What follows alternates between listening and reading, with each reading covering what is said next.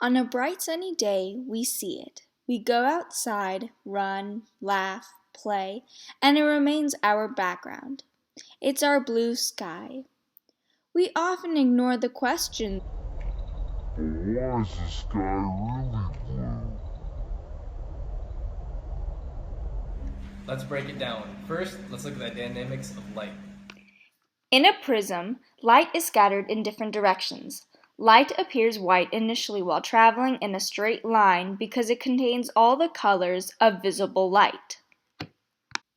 First, it's important to understand that visible light travels at different wavelengths and frequencies than other forms of light, like infrared radiation and ultraviolet radiation. You can remember that the visible light spectrum by the acronym Roy-G-Biv.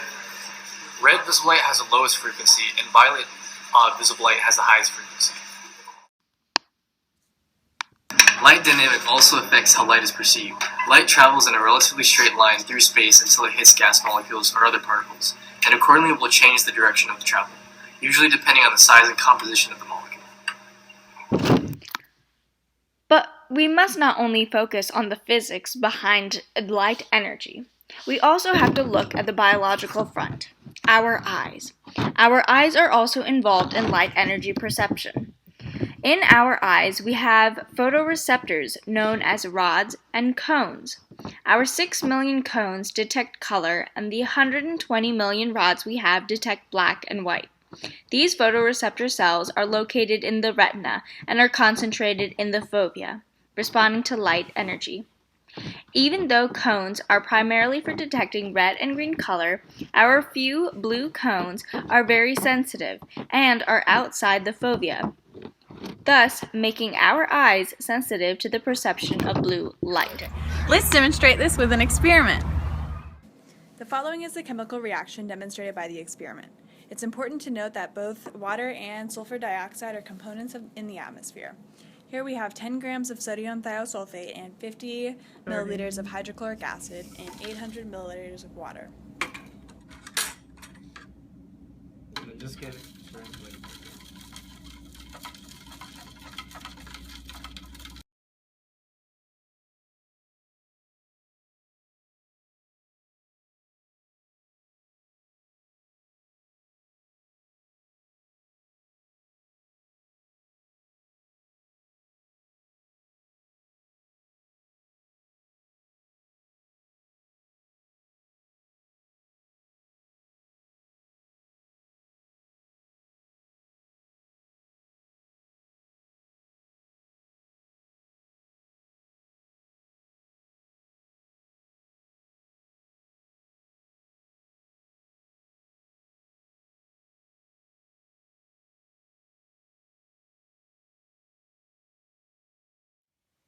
On the left side of the equation, we have sodium thiosulfate and hydrochloric acid, which yield sodium chloride, sulfur dioxide, sulfur, and water.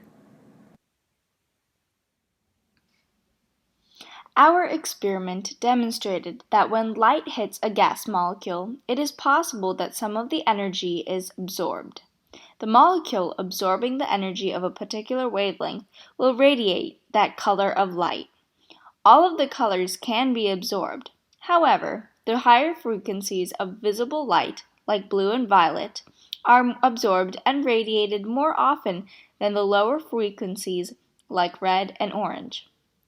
Nitrogen and oxygen are the most common particles in the air and are very small, which means they are more likely to scatter shorter wavelengths, like blue and violet.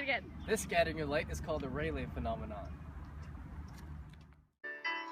By this logic, one would think that the sky would appear purple, but because human eyes have blue cones and an abundance of green detecting cones, our eyes perceive the sky as being blue.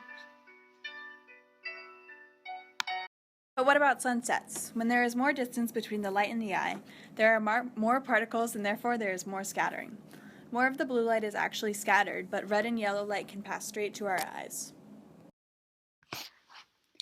We hope you have a better understanding of this simple yet extraordinary phenomenon.